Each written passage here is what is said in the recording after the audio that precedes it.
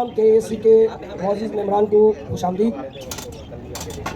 बाकायदा प्रोग्राम का आगाज़ करने के लिए मैं स्टेज पर दावत देता हूँ तिलावत कलाम पाक के लिए हाफिज़ शमूइल इरफान साहब को कि वो आएँ और तिलावत कलाम पाक। KAC के तमाम सीनियर और तमाम इमरान को मेरी तरफ से अस्सलाम वालेकुम रहमतुल्लाहि व बरकातुहू। अऊज़ु बिल्लाहि मिनश शैतानिर रजीम। बिस्मिल्लाहिर रहमानिर रहीम।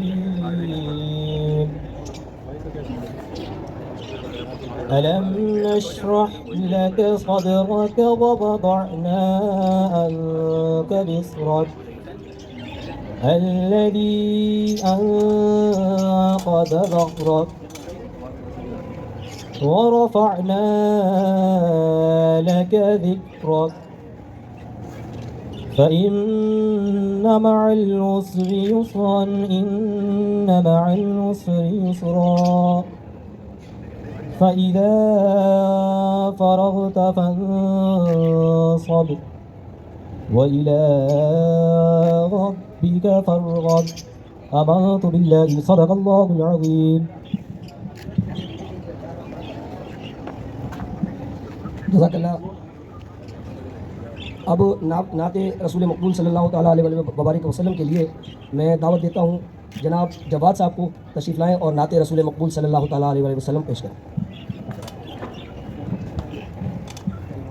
लम याती नज़ीरुका फी नज़र लम याती नज़ीरुका फी नज़र मिसले तो नशुद पैदा जाना जग राज को ताज तुरे सर सो है तुझको शहीदो सरा जाना البحر على والموج طغى من بك ستوفى होश रुबा من بك ستوفى होश रुबा मझधार में हूँ बिगड़ी है हवा मझधार मैं हूँ बिगड़ी है हवा मोरी नैया पार लगा जाना अनफी आतशों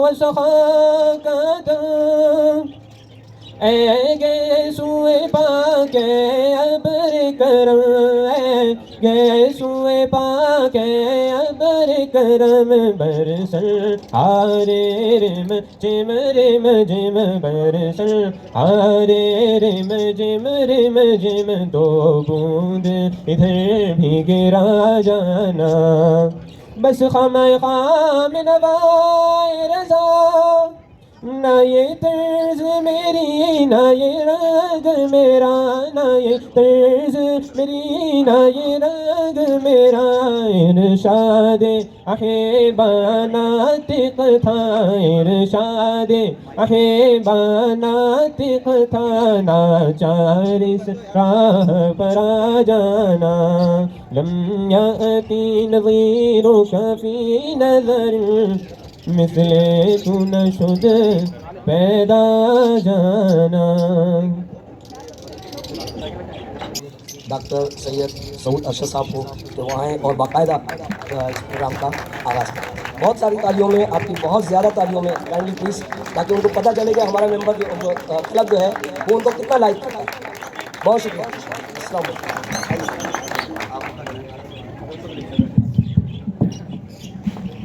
नहमदुहु व नुसल्ली अला रसूलिल करीम अम्मा बाद अऊज़ु बिल्लाहि मिनश शैतानिर रजीम बिस्मिल्लाहिर रहमानिर रहीम। तमाम सामीन को अस्सलाम वालेकुम व रहमतुल्लाह। सबसे पहले तो हम नुसरत शाह साहब की वालदा के इंतकाल पे तमाम दोस्तों के साथ जो है उनके दर्द में शरीक हैं और हम उनकी मग़फ़िरत के लिए दुआ करते हैं। अल्लाह ताला उनकी मग़फ़िरत फरमाए, उनको जन्नत फ़िरदौस में लगा दे और नुसरत शाह साहब को भी जो है सब्र जमील अता फरमाए। बहरहाल नुसरत शाह साहब हमारे एक एक्टिव मेंबर हैं, उनकी कमी जो है आज प्रोग्राम में हमें भी रहेगी। दुनियादारी है, हर चीज़ को अल्लाह की तरफ जाना है। तो उनकी वालदा भी इसी उसमें सब चले जाएंगे, एक तो वो भी चली गई और वो उस शोक के अंदर है तो आज नहीं आ सके। बहरहाल वो हमारे दिलों में है और इंशाल्लाह आने वाले प्रोग्राम में हमारे साथ होंगे और हम भी कोशिश करेंगे कि उनके दर्द को बांटें, उनसे मुलाकात कर पाएँ। अच्छा जनाब, तो KAC का ये दूसरा इवेंट है प्रॉपर। वैसे तो छोटे छोटे इन्होंने बहुत सारे इवेंट किए हैं, लेकिन जो तमाम इमरान के साथ है ये सेकंड इवेंट है। और इस इवेंट में जो है हमने ये सोचा है कि थोड़ा सा लिटरेट किया जाए और कुछ अपग्रेडिंग की तरफ जाया जाए। डेफिनेटली मैक्सिमम मेंबर्स जो है हमारे पास जूनियर हैं, यंग हैं और न्यू हॉबी में आए हैं और बहुत सारी जो कंप्लेंट्स हैं उनको भी फेस कर रहे हैं और बहुत सारी चीज़ें ऐसी हैं जो उनकी नॉलेज में नहीं है, जो होना बहुत ज़रूरी है। तो तमाम जो KAC की मैनेजमेंट है उसने फैसला किया कि एक वर्कशॉप कंडक्ट की जाए, क्योंकि KAC ने जब अपना इनॉग्रेशन की थी उस वक्त कहा था साल में हम 12 इवेंट करेंगे, यानी कि हर महीने का कोई एक इवेंट होगा। उसमें मेन इवेंट जो हैं वो लर्निंग सेशंस के होंगे, वर्कशॉप होंगी, मिनी शो होंगे, ऑनलाइन शो होंगे। तो उसका एक ये कड़ी है जो हमने आज वर्कशॉप कंडक्ट की है और उसमें हमारी ख्वाहिश है कि हम आपको कुछ चीज़ों से आगाही दें, जिसमें हमने 5 चीज़ों का तयन किया है। मेरा ख्याल चार्ट आपको मिल गया होगा। उसमें सबसे पहला पॉइंट जो है वो अपनी एवरी में से बेहतर बर्ड की सिलेक्शन, कि जो भी आपके पास बर्ड अवेलेबल है उसमें बेहतर बर्ड आपकी नज़र में कौन से हैं उसकी जजमेंट करना और उनको सॉर्ट आउट करके अलग करना।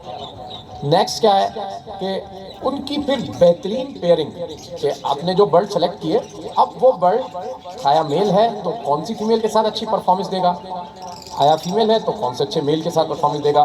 तीसरा, बर्ड की ब्रीडिंग, कीपिंग एंड मैनेजमेंट, मतलब उसकी अफजाइश नस्ल, उसकी खुराक और उसकी बच्चों की ग्रोथ और जितनी भी इन्वायरमेंटल चेंजिंग आ रही हैं उसके ऊपर नॉलेज रखना। जब ये तीसरा अमल हो गया तो फिर उसमें से जब चिक्स निकलेंगे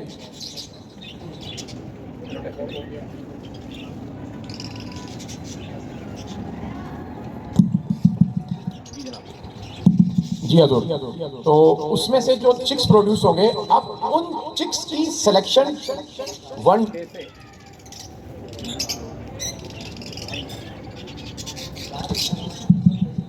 जी जनाब, तो जब वो चिक्स प्रोड्यूस होंगे फिर आपने उन चिक्स की सिलेक्शन और उन बर्ड्स की प्रिपरेशन आने वाले शो के लिए अच्छे बर्ड उनमें से सिलेक्ट करना, उनकी ग्रोथ का ख्याल रखना, उनके नेल, चोंच, परों का ख्याल रखना और जब तक वो मैच्योर होकर तैयार हों उनको किसी लड़ाई झगड़े से बचा के शो पे प्रिपेयर करना।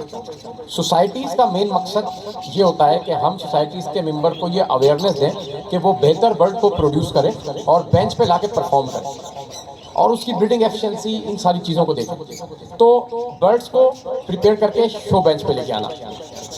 फिर जो हमारा 5वां लास्ट चैप्टर है जो आज हम डिस्कस करेंगे वो है शो की इम्पोर्टेंस। सवाल उठेगा कि भाई हमने सारा काम कर लिया, शो पर लेकर क्यों जाएं, उसकी इम्पोर्टेंस क्या है, क्या ज़रूरत है, हम तो बच्चे निकलाएं और बेचें और पैसे खा लें, तो ये शो में ले आने का क्या है। तो ये सारी चीज़ों का कॉन्सेप्ट क्लियर करना। तो सबसे पहले जो है ना हम एवरी में से बर्ड चॉइस करने का जो अमल है उसको थोड़ा सा डिस्कस करते हैं। अच्छा, आप लोगों में से लव बर्ड्स पालने वाले कितने अफराद हैं जिनके पास इस वक्त लव बर्ड्स हैं? माशाल्लाह 95% लोगों के पास लव बर्ड। और इनमें बजरीगर पालने वाले कितने होंगे जो लव बर्ड के साथ बजरी पालते होंगे? अच्छा, वो भी तकरीबन कोई 40% है। तो आज हम इन दोनों चीज़ों को थोड़ा बहुत कवर करेंगे। फिर नेक्स्ट वर्कशॉप में हम दूसरी वैराइटीज़ को भी लेके आएंगे, क्योंकि KAC जो है कराची एग्रीकल्चर क्लब, वो एक एग्रीकल्चर को सपोर्ट करता है। उसमें जितनी भी स्पीशीज आती हैं उन सबके ऊपर हम लोग उन हॉबियों को सपोर्ट करते हैं।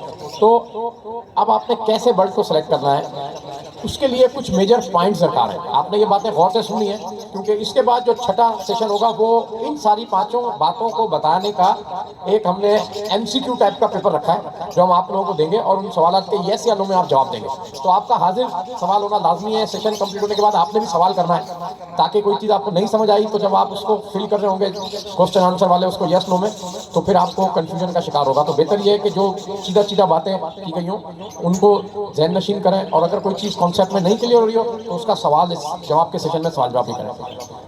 अच्छा जी, बर्ड की सिलेक्शन। अब बर्ड जो है सबसे पहले हेल्थ की बुनियाद के ऊपर सेलेक्ट किया जाएगा, क्योंकि आपको उससे ब्रीडिंग एफिशिएंसी लेनी है। डेफिनेटली वो बर्ड या तो आपके पास आया होगा या आपके पास ब्रीड हुआ होगा। तो आपने देखना है कौन सा बर्ड ऐसा है जिसकी हेल्थ अच्छी है, खाने में, बैठने में, उठने में, दिखने में, शक्ल सूरत में, चमक में, पंजों में, चोंच में, आंख में, वो आपको हेल्दी लगता है। तो आपने सबसे पहले हेल्दी बर्डों को पॉइंट आउट करना है कि ये 311 नंबर पिंजरे में ये मेल हेल्दी है बहुत, 214 में ये फीमेल हेल्दी है बहुत, 121 में ये फीमेल बहुत अच्छी है। इस तरीके से आपने बर्ड स्टार्ट कर लेना है और उनके पार्टनरों को जो है ना देख लेना है कि ये पार्टनर इतना हेल्दी नहीं है।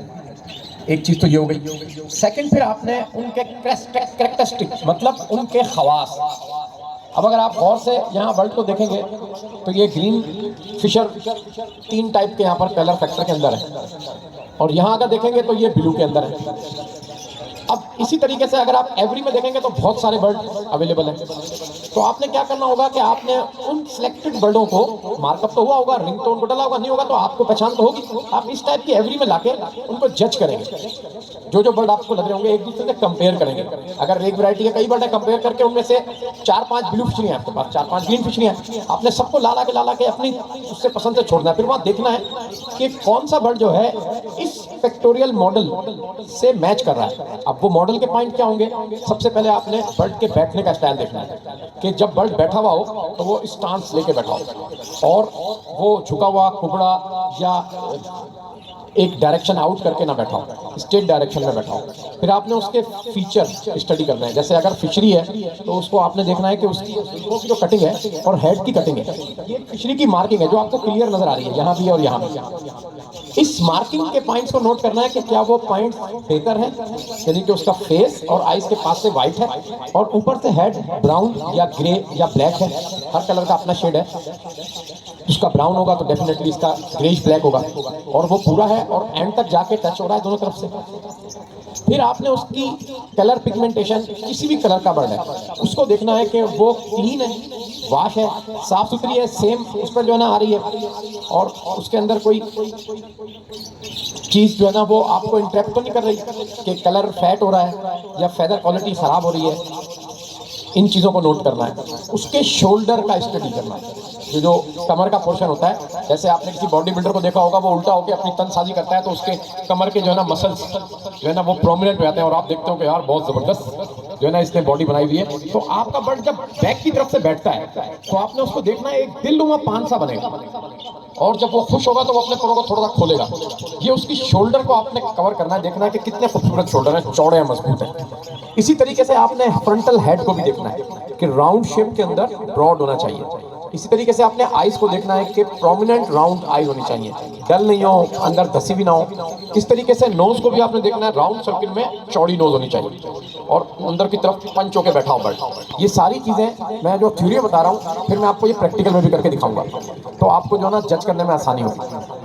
जब आपने उसकी ये चीज़ देख ली, फिर आपने उसके परों को जब वो बंद करता है तो दोनों तरफ से इस तरीके से मिलने चाहिए, ना ऐसे चढ़ना चाहिए ना ऐसे चढ़ना चाहिए, और दुम के ऊपर रखे हुए हो। बहुत ज़्यादा दुम का फर्क भी ना हो, बहुत कम फर्क ना हो, एक खास डायरेक्शन में रखे हो जैसे आपको इस बर्ड में नजर आ रहा है। फिर आपने उसकी टेल देखनी है कि टेल फिक्स होकर बंद हो रही हो, बिखरी भी ना हो, फैली भी ना हो, बहुत ज़्यादा बैठी भी ना हो, बहुत ज़्यादा उठी भी ना हो। फिर आपने उसकी डंडी पे बैठने के स्टाइल को देखना है कि वो डंडी पे बैठने के बाद अपनी बॉडी के हिसाब से अपने पंजे सेट करके बैठा हो, बहुत ज़्यादा चिरे भी ना हो, बहुत ज़्यादा दबे भी ना हो, और उसके नाखून सीधे हो, लकड़ी ग्रिप में मुड़े हुए ना हो, ग्रिप उसकी अच्छी आ रही हो, पूरी आ रही हो। ये सारे पॉइंट आपने जो मेजर पॉइंट है। फिर आपने उसकी चेस्ट की फेदर क्वालिटी देखनी है कि उसके ऊपर जरा सी शाइनिंग बफ होना चाहिए, कुछ फेदर जरा ग्लोइंग कर रहा हो, बहुत ज़्यादा सवा ना हो, और सीना निकाल के बर्ड बैठता है। ये मेजर आसान पॉइंट्स हैं जिसमें कोई रॉकेट साइंस नहीं है, हर बंदे को इजीली समझ आ जाएंगे। बस अपने बर्ड में जज करने की जरूरत है कि इन सारे बर्डों में से मेरा बर्ड बेहतर कौन सा है। अब डेफिनेटली सारे पॉइंट्स तो एक बर्ड में नहीं मिले आपको, किसी में 2 मिल गए, किसी में 1 मिल गया, किसी में 3 मिल गए। फिर आपने देखना है कि यार ये जो हेड है इसका वो इतना ब्रॉड नहीं है, थोड़ा सा छोटा है, चोंच भी थोड़ी सी कमजोर लगती है मुझे, जरा 19 है, 18 है, जरा 15 है। फिर आपने देखा वो दूसरा बर्ड जो है उसकी बहुत ज्यादा स्ट्रॉन्ग है और कलर वाइज भी जो है ना वो अगर यूविंग है तो ये सादा ग्रीन है, तो चलो कलर कॉम्बिनेशन भी हो जाएगी और साइज डेवलपमेंट भी हो जाएगी हेड की। इस तरीके से आपने देखना है कि एक के शोल्डर मजबूत है, दूसरे के शोल्डर कमजोर है, हेड अच्छा है, किसी का चेस्ट अच्छा है तो उसका हेड कमजोर है, इसी तरीके से बर्ड की बॉडी लैंग्वेज देखनी होती है। ग्रिट अच्छी है, ओवरऑल बॉडी बहुत स्ट्रॉन्ग है, लेंदी बर्ड है, और एक बर्ड जरा स्लिम स्मार्ट है। तो आपने हमेशा आप लोगों को भी देखना है, किसी की कान से आगे आ जाती है, किसी की कान से पीछे चली जाती है। अगर किसी की आगे आ रही है तो आपने देखना है कि जिसकी पीछे गई भी है उसके साथ पेयरिंग करनी है ताकि बैलेंस हो जाए। ये सारी चीजें आपने अपने बर्ड्स में जाके जज करनी है और उस पेयरिंग को लगाने के बाद उसमें से बेहतर बर्ड का रिजल्ट लेना है। डेफिनेटली जब आप फर्स्ट ट्रायल लेंगे तो वो अपने आबाओ अजदाद के कैरेक्टरिस्टिक को रिपीट करेंगे, तो आपके पास कभी कोई बैड रिजल्ट आएंगे, कभी कोई बहुत अच्छे रिजल्ट आएंगे। लेकिन जब आप ये एक्सरसाइज हर साल किया करेंगे तो आपको अपने बर्ड्स के खवास कैरेक्टर का पता चल जाएगा कि नस्ली तौर पे क्या क्या चीजें फेंकता है, और वो चीजें जो फायदेमंद होंगी उनको आप बेहतरी की तरफ लेके जाएंगे, जो फायदेमंद नहीं होंगी, कमजोर होंगी, नाकिस होंगी, उनको फिल्टर करेंगे आउट के रास्ते। मिसाल के तौर पे आपने देखा कि एक बर्ड है, उसकी मेरी नस्ल की बर्ड के ना ये कालापन आगे आ जाता है। अच्छा, आपने देखा कि यार वो फलाने दोस्त के जो बर्ड होते हैं ना उनके हेड बड़े वाश होते हैं, पीछे चले जाते हैं, ऊपर का भी हेड निकल जाता है, तो आपने उनसे एक बर्ड लेके अपना आउटकास्ट कर लेना। आपने देखा कि आपके बर्ड के शोल्डर मजबूत हैं लेकिन जो है ना हेड अच्छा नहीं होता, उसका हेड बड़े बड़े होते हैं, बड़े मैसिव होते हैं, चोट निकली होती है, तो आपने उससे अच्छे हेड का बर्ड लेके अपने बर्ड में क्रॉस कर लेना।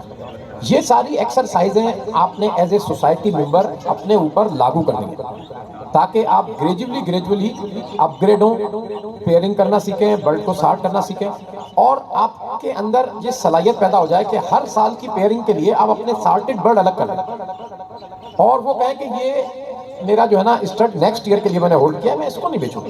जो कल बर्ड थे, जो मेरी पसंद के बर्ड नहीं थे, जो इन 4-5 में से बेहतर नहीं थे, ये बेहतर था, वो आपने सेल कर देना, और 1-2 बर्ड हर जनरेशन के, हर कलच के होल्ड कर, और जो कमजोरियां उनमें नजर आ रही हैं दूसरे के पास से बर्ड लेके उन कमजोरियों को दूर करना।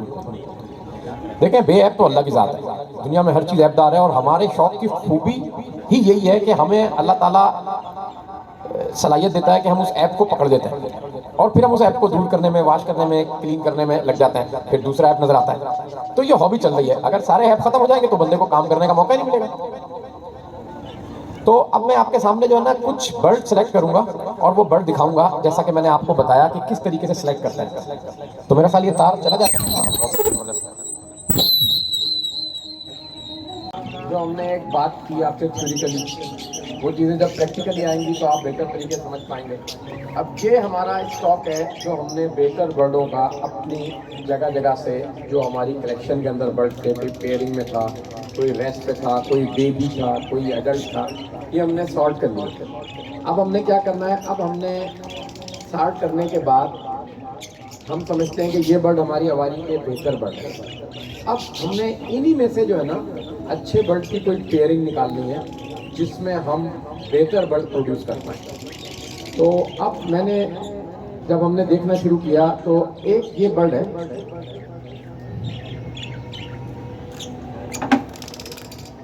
ये देखें, ये उड़ा। अब ये बर्ड जो है इसकी फेस की मास्किंग अच्छी है ये, लेकिन इसकी बॉडी लैंग्वेज जो है ना वो इतनी अच्छी नहीं है। आप देखें इसकी छोटी चोंच है, मैं इसको अलग निकालता हूँ और मुझे उम्मीद है बल्कि इस स्केच को जो है ना कोई तरह मेरी हेल्प कराए। ये नीचे से बजरी वाले को उतार लूँ, बजरी वाले को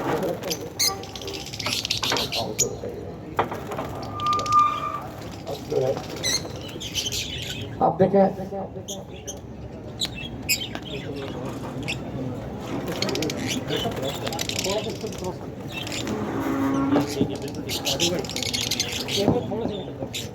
सब लोग दिख रहा है ना? अच्छा जी, सब लोग देख पा रहे हैं।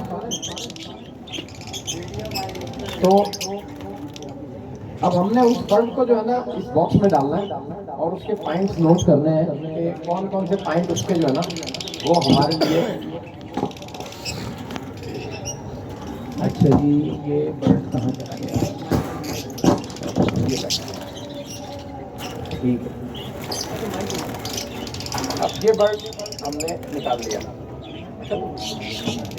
अब ये बर्ड जो है ये बाय म्यूटेशन मिस्टी स्लेटी बर्ड है और ये इस वक्त के हिसाब से हमें शो बेंच के लिए तैयार करना है बर्ड, ताकि अच्छे बर्ड जो है ना इस म्यूटेशन के शो बेंच में है।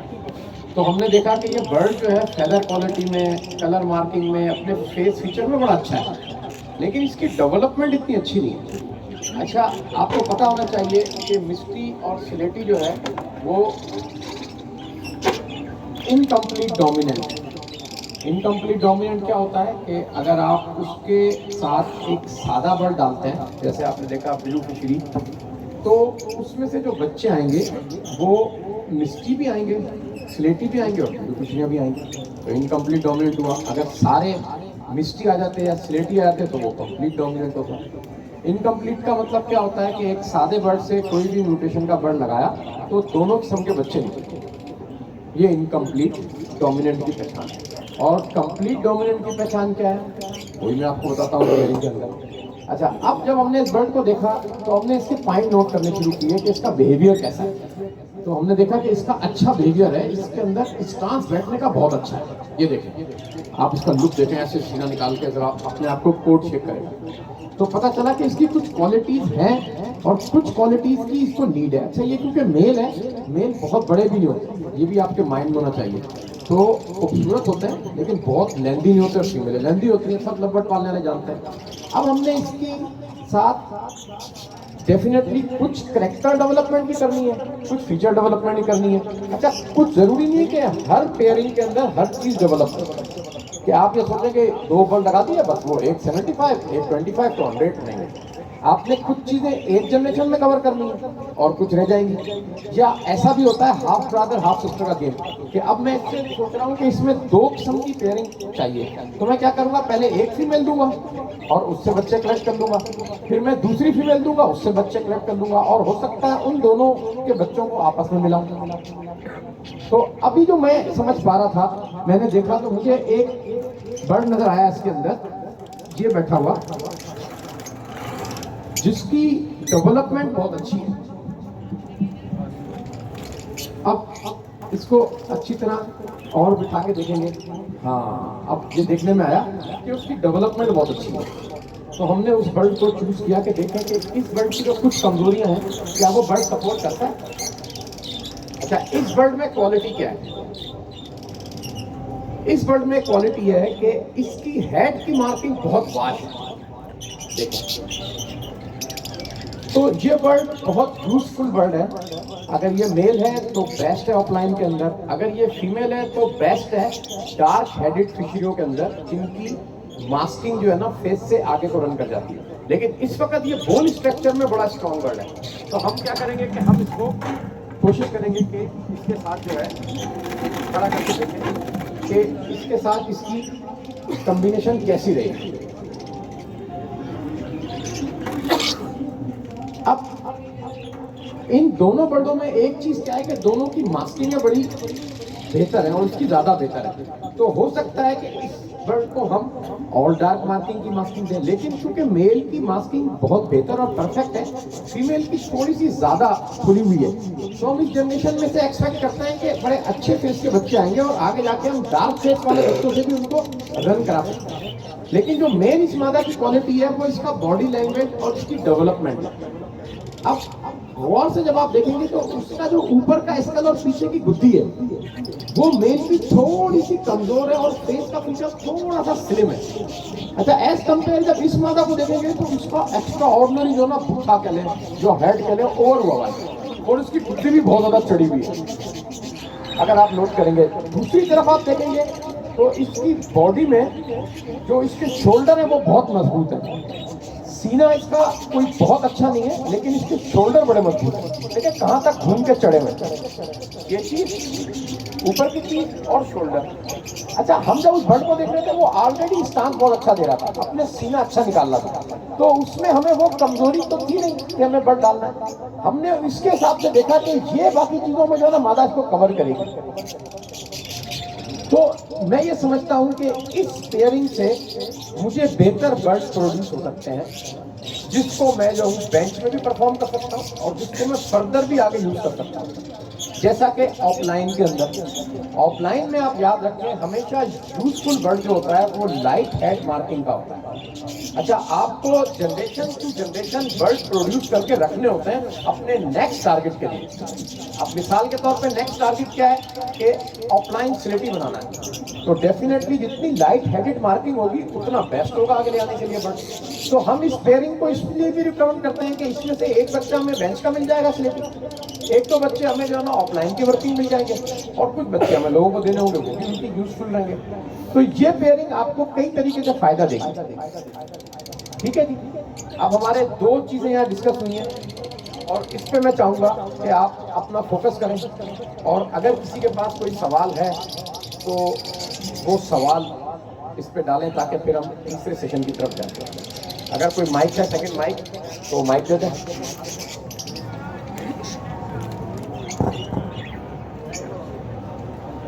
क्योंकि तीसरा जो चैप्टर है हमारा या तीसरा जो सेशन है वो है हाउसिंग कीपिंग मैनेजमेंट का, तो इसको थोड़ा सा यहाँ पर करके उसको बीच में लेके आएंगे क्योंकि डेफिनेटली पेयरिंग के बाद नंबर रीडिंग का आता है, हाउसिंग का आता है, कीपिंग का आता है, मैनेजमेंट का आता है, तो हम उसको डिस्कस करेंगे। जी जी, माइक दे। आपने भी बताया कि बर्ड्स के कैरेक्टर को बेहतर करने के लिए एक मेल के साथ 2 फीमेल्स को इंट्रोड्यूस किए जाए और फिर उनके बच्चों को भी आपस में हम पेयरिंग के तौर पर इस्तेमाल करें। तो क्या इससे इनब्रीड जो मेल जो है वो हमारा एक ही था, यानी फादर एक ही था और 2 फीमेल्स, तो इससे इनब्रीड के मसाइल भी होंगे? पहले सबसे पहले तो मैं आपको बताऊं कि इनब्रीड और लाइन ब्रीड में क्या फर्क है।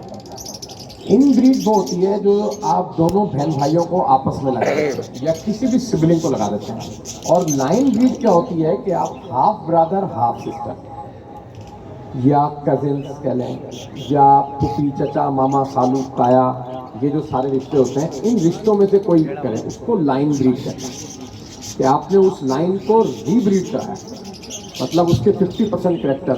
अच्छा, अब ये इनब्रीडिंग तो खतरनाक होती है, लेकिन लाइन ब्रीडिंग तो किसी भी जेनेटिकल पूल को मेंटेन करने के लिए लागू होती है। आउटक्रॉस बहुत अच्छी चीज़ होती है जब तक आपको ये नहीं पता कि वो जो आप बर्ड यूज़ कर रहे हैं, बाहर का बर्ड, वो कौन कौन सी जीन कैरी करके ला रहे हैं, तो आपके लिए आउटक्रॉस बड़ा चैलेंज होता है। लेकिन अगर आप जेनेटिकल पूल बनाना चाहते हैं अपनी लाइन का, तो डेफिनेटली आप एक मेल से 2 फीमेल भी ले सकते हैं और 2 अलग अलग पेयर के बच्चे भी ले सकते हैं जो सिबलिंग के हैं। आप समझे ना, एक बहन एक भाई को अलग अलग मेल फीमेल दे दिए, जब उनके बच्चे निकले तो वो दोनों बहन भाई थे, तो उनको भी आप डाल सकते हैं। ये होती है लाइन ब्रीड। तो लाइन ब्रीड के अंदर इतने ज़्यादा नुकसान नहीं होते। अगर कोई जीन फॉल्ट कैरी कर रही है तो डेफिनेटली वो डोमिनेंट हो जाएगी। अगर कोई कैरेक्टरिस्टिक इनब्रीड हुई भी आपकी बार बार, तो उसको हम रिकमेंड नहीं करेंगे कि आप लाइन ब्रीड करें, उसको टोटल आउट क्लास पे लेके जाएंगे। लेकिन अगर आपके पास जेनेटिकल पूल मेंटेन है और आप उसके तरीके से चल रहे हैं, तो मैं समझता हूं कि एक मेल से 2 फीमेल डाल के बच्चों को ब्रीड कराना कोई मुज़ाहिरा अमेज़ बात नहीं है, और हम अक्सर कराते हैं और हमारे पास ये मामला बेहतरी की तरफ जाते हैं। अब देखें, डिपेंड ये कर रहा होता है कि आपके पास पेयरिंग किस किस्म की है। अगर आप कोई कमर्शियल ब्रीड पेयर करा रहे हैं जिसके जीन ठीक है, तो आपको उसका आउट का ही डालना है। लेकिन अगर आप ऐसी म्यूटेशन ब्रीड करा रहे हैं जो ऑलरेडी स्ट्रॉन्ग है, तो उसमें आपको कोई कंप्लेन नहीं आती। इसमें एक छोटा सा सवाल और करूँगा। मेरे पास एक मेल है जो स्प्लिट ऑफलाइन है और उसके साथ फिर मैंने एक मादी इंट्रोड्यूस कराई जो पेल फेलो की थी, ग्रीन पेल फेलो, विजुअल ग्रीन पेल फेलो। तो उससे जो मेरे पास जितने भी बच्चे आए माशाल्लाह बहुत अच्छे आए।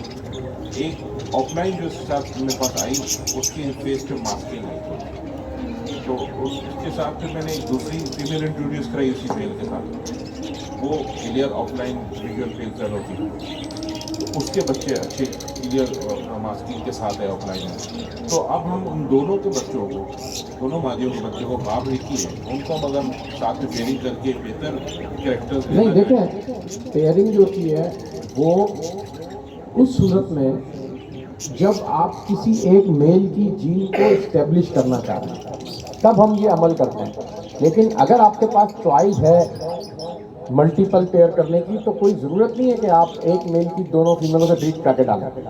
यहाँ पर ज़रूरत यह है कि स्लेटी बर्ड अवेलेबिलिटी नहीं है, शॉर्ट है मार्केट के अंदर, नहीं मिल रहा, आपके पास कोई चॉइस नहीं है, तो डेफिनेटली आप 2 फीमेलें देख के उसकी लाइन को मेंटेन करेंगे। अगर आपके पास चॉइस है तो आप आउटकास्ट, मैंने स्टार्ट में ये बात कही कि आपकी जो वीकनेस होगी वो आप अपने किसी भी पार्टनर से बर्ड लेके पूरी करेंगे। तो अब अगर इस वक्त पेल फेलो की बात करें तो पेल फेलो पे तो मल्टीपल चॉइस है इस वक्त, और उस पर हम जा सकते हैं। ये ज़रूरी नहीं है अगर उस बर्ड में कोई खास बात है और वो आप निकालना चाहते हैं शो बेंच के हवाले से, तो वो आपकी मजबूरी है कि आपकी लाइन देखी हुई है 2-3 जनरेशन से, तो आप उसी में यूज करेंगे। बाहर का बर्ड लेके आएंगे, उसकी लाइन का आपको पता नहीं होगा, आपका स्टड का एक क्लच ज़ाया हो जाएगा और आपका एक टर्न राउंड भी ज़ाया हो जाएगा। ठीक है, जब हम शो प्रिपरेशन की बात करते हैं, शो की बात करते हैं, तो एक एक लम्हा कीमती होता है, क्योंकि शो में जो बच्चे परफॉर्म करते हैं वो इन्हीं अच्छे वेदर के निकले हुए परफॉर्म करते हैं, और ये 2-3 महीने हमें मिलते हैं, 4 महीने, जिसमें हमें बेस्ट पेयरिंग लेके बच्चों को करना है। अब मेरे पास ये सारा बर्ड रेस्टिंग मूड में, और इससे 3 गुना और बर्ड भी रेस्टिंग मूड में, जो मैंने ब्रीड पे नहीं लगाया। अब मैं क्या करूँगा, अब मैं चूज़ कर रहा हूँ अपने मतलब का बर्ड, वो 1 साल भी खड़ा है, वो 2 साल भी खड़ा है, जब उसकी ज़रूरत होगी उसको लगाऊंगा और उसकी कुछ सिलेक्शन होगा खड़ा कर दूंगा, क्योंकि मुझे पता है कि उस बर्ड को किस वक्त यूटिलाइज करके 1 क्लच ले लेना या 2 ले लेने, और उसकी बेंच परफॉर्मेंस लेनी है। जब आप शो बेंच की तरफ जाते हैं तो आपने बर्ड की खुद भी डेवलपमेंट करानी होती है, किसी के 18 महीने, किसी में 20 महीने, कि वो अपनी प्रॉपर जवानी में, जैसे एक बच्चा है वो 12 साल का अलग है, 18 साल का अलग है, 25 साल का अलग है। अब जब 25 साल में वो आता है तो वो अपनी असल खूबसूरती की तरफ आता है, तब पता चलता है कि वो किस कैलिपर में कहाँ तक बना है। 18 या 12 की एज में हम उसको एस्टिमेट नहीं कर सकते कि ये किस उस पर खड़ा होगा।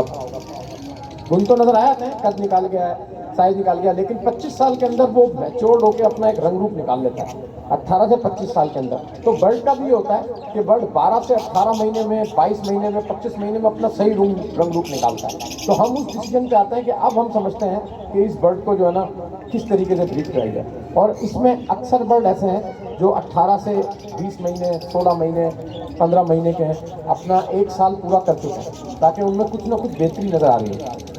अच्छा जी, तो और कोई अगर सवाल करना चाहे, किसी के पास कोई सवाल हो बर्ड सार्टिंग और बर्ड्स की पेयरिंग के हवाले से, किसी के जहन में कोई सवाल आ रहा है? देखें, अब हमारे सवाल भी उसके बाद आएंगे, तो आप सवाल कर लेंगे तो आप ही का फायदा है। कोई सवाल नहीं, किसी के जहन में कोई सवाल आ रहा हो, कोई चीज़ आ रही हो, कोई चाह रहा हो इसमें से कोई और पेयरिंग बनाने का बताएं, या कोई ऑफलाइन का किसी को शौक है वर्किंग करने का, तो या कोई और किसी का शौक हो तो चाहता हो कि कोई ऐसी पेयरिंग बताएं कि कौन कौन से करेक्टर हैं। अच्छा चले जी, ऑफलाइन पे आते हैं, क्योंकि ऑफलाइन एक हॉट आइटम है और लोग उसको बहुत पसंद कर रहे हैं। इन 5 सालों में उसने बड़ा फ़रोग पाया पाकिस्तान के अंदर, और हर बंदे की हसरत और ख्वाहिश होती है कि वो अच्छे ऑफलाइन प्रोड्यूस करें। तो ऑफलाइन पे थोड़ी सी बातचीत कर लेते हैं।